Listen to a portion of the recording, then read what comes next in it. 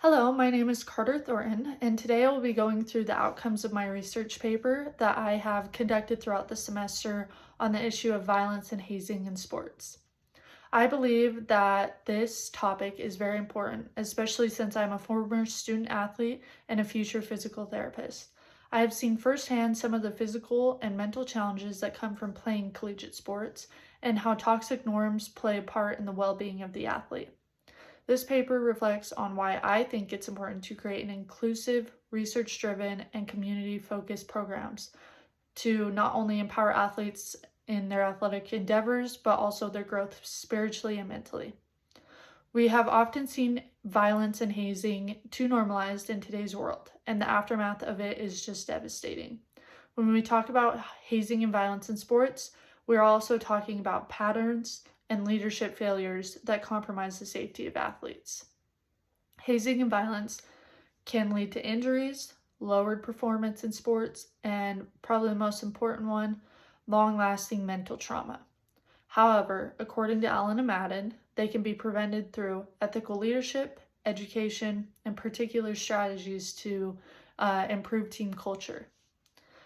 As an executive kinesiologist, my plan includes a couple different steps.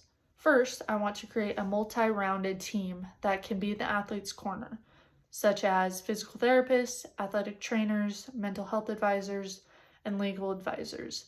The importance of this is so that the athlete has a couple different people that not only protect them, but that they feel comfortable going to in any situation.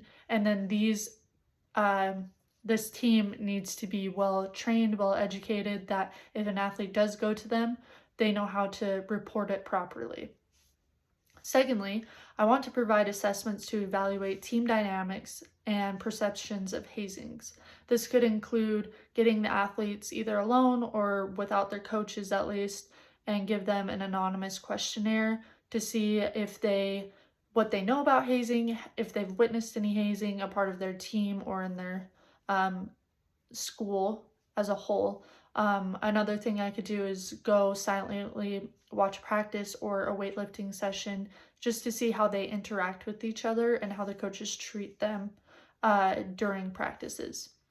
I then want to create a strict and straightforward policy that has a zero tolerance for hazing and violence. This includes mandatory reporting and whistleblower protection. Whistleblower protections is just legal protection given to somebody who reports unethical issues such as hazing. This could be to the athlete, staff, coach, anybody.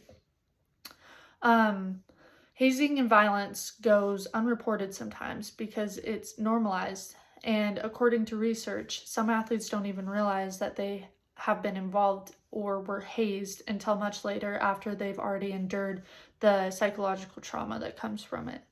Finally, I want to include continuous communication and education with athletes, coaches, and staff to ensure transparency and support.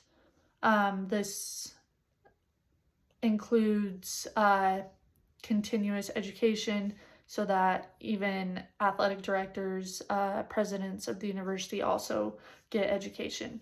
Hoover and Polland argues that education for all parties increase awareness and reduce tolerance, which is why this might be one of the most important steps.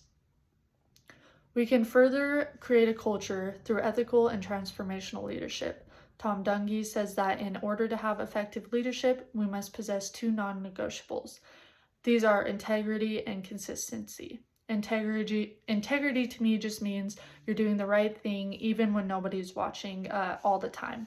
And consistency on top of that means like you're always doing the right thing. Like I said, this could be reporting an athlete that you have seen do something unethical, and also reporting an athlete that you might favor, which you shouldn't, but also reporting them if they do something unethical and upholding those standards at all times. By doing this, we can see that athletes are in fact not performers, but human beings, and they need to be protected by their respective colleges, conferences, and even athletic divisions such as the NCAA or the NAI.